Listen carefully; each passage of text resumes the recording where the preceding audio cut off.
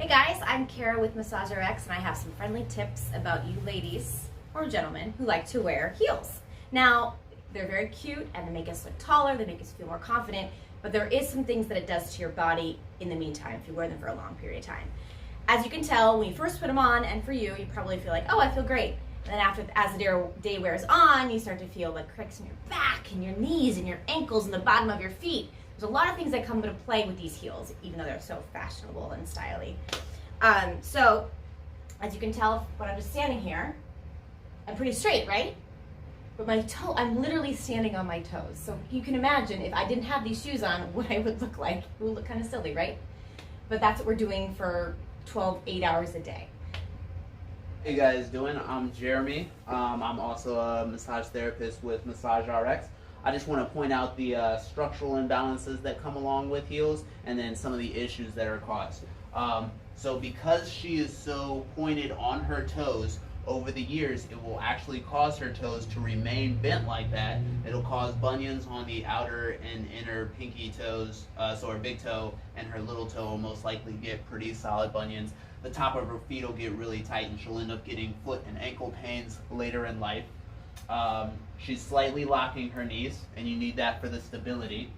If we move her arm, you can see that there's a slight arc in her back, which is necessary to stay upright, but it's causing an anterior pelvic tilt, which will tighten up the front of her legs, it'll tighten up her psoas, and it'll tighten up her lumbar spine, so she'll have compressed discs, sacral issues, lower back issues, and then she'll normally have to pull her shoulders back a little bit and tighten those up, which will also cause tight shoulders. It'll end up raising her shoulders over the years because she has to pull this posture back into alignment to stay upright.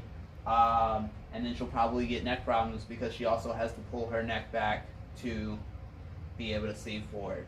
So accumulatively over the years, that just takes effect, and let's say 10-20 years of regularly wearing heels, maybe just once or twice a weekend, can really mess up just a lot of structural things. All right, so now we're just noticing how Kara's gait is as she walks in the heels, looking down at her phone. And you can see her ankle slightly buckled to the outside. There is also more of a shift in her hip because, again, you're standing on your toes in heels. You're standing on your toes while trying to walk. That would create an imbalance.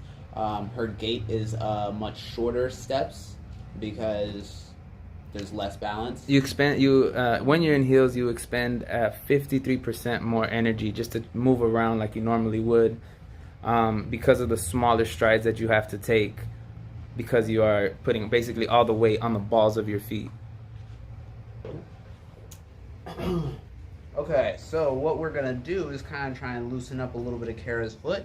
As I was saying before, the tightness because of her ankles is slightly starting to arch her toes back. Now it's just a little bit, not too severe, but you can tell that she's gotten a fair bunion on this side and a little bit of a pinky bunion on the other side. And like I was saying, that just comes from the toes being arched like this. It puts pressure on the bursa, which is the little cushion in between the toe, cause it to swell and inflame. It'll push out the side, and then over the years it'll just grow bigger and bigger if nobody does anything about fixing it.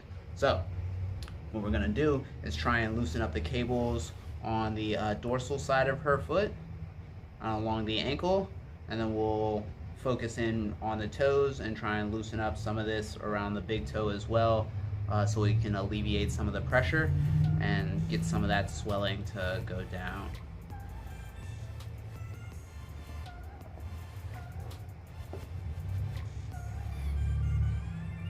You gotta work the cables along the ankle as well. Pressure okay? Mm-hmm.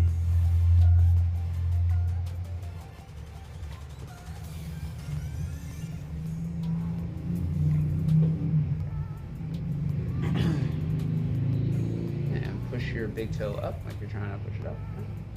Relax. Push again. Relax. And push again. Push again.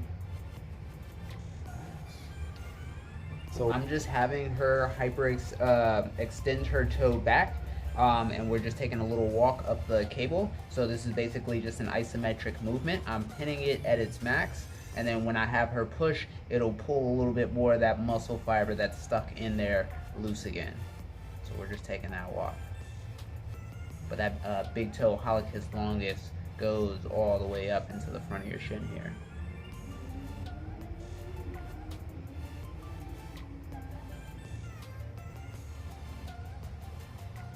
We're just gonna work along the side of this, kind of help alleviate some of that fluid.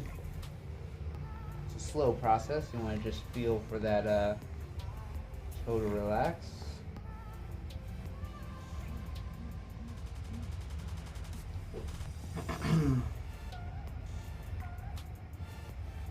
And curl your toe down. Relax. And curl again. I'm pulling it straight back. Just straight back, okay. Yeah, I'm just pulling her toe back like that. And pull.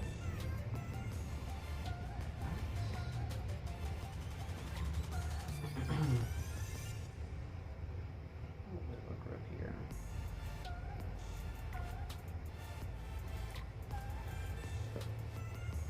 Probably kind of hard Yeah, to I'm see. starting to feel that. Look at my bone. Yeah, yeah, My yeah. bunion.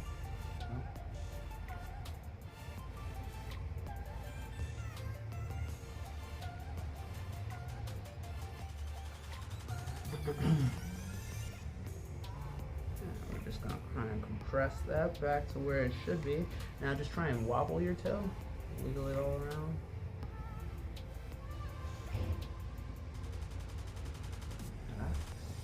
Yeah, I'm just doing a basic clamp, like you're just trying to grip something like that, but I'm trying to push that bunion back to where it should be, and then when she does those motions, it'll kind of alleviate some of that fluid from the other side as well. And this will help work it back into place. And move it around again. Can't do circles. I think I'm just doing. No, you can just Can't do up tell and what I'm down. doing. Yeah. And that's because we're pinning the muscles that are normally working. Did you feel that little clink there as we were doing that? Yeah. Yeah, that's just more of it kind of loosening up.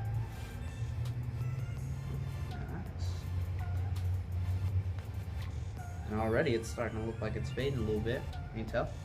Looks a little smaller, right? Yeah. Alright, and so this is just one of those little processes. Takes a little while. Again, you know, how long have you had it? Like years, 20 years. 20 years, okay? Nice. 20 years, Okay. and it's been a gradual build. Maybe 4 or 5 sessions, you can see a great diminishment of that, and then eventually you'll just get to a place where you can move your foot a lot better, and that won't be as swollen. Your big toe is basically like your balance center. So your big toe and little toe are actually normally what keep you from falling over. So a lot of times, again, when you're wearing those heels, you're having to put a lot of pressure into your big toe to keep you from falling inwards. And even though you don't think your pinky is doing a lot, it's gripping on the outside, and that's what's causing that little outside one there. You see why that swells. And same deal here. If your weight's going there, that's why this will swell, because it's pressed out like that. Okay? Yeah.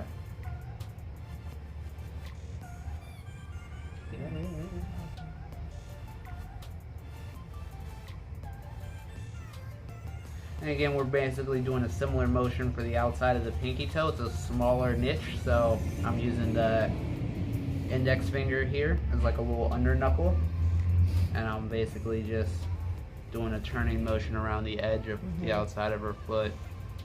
And that again just kind of works some of that fluid and kind of accumulated tension out.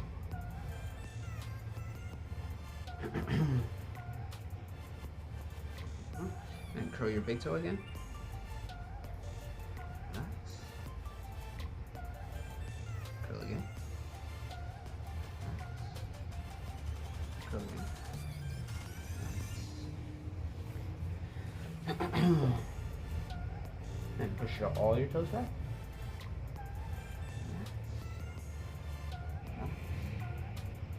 Push again.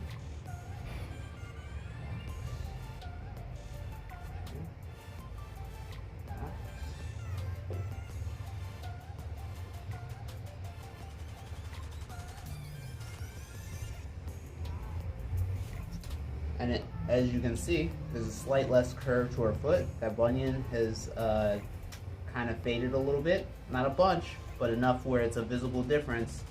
And then her pinky toe should have more mobility. So if you move your foot, how does it feel now? Good. My pinky toe has always been just like, it just can't move. Right. But it's always moving a little bit. It's moving a little bit, yeah. Right? So there you go.